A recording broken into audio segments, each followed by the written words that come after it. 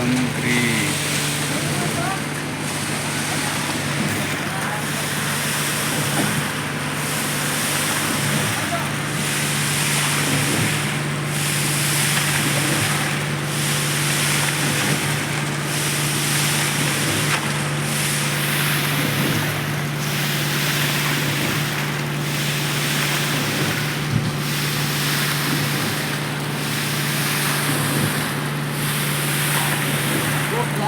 पानी लेके आया क्या बता?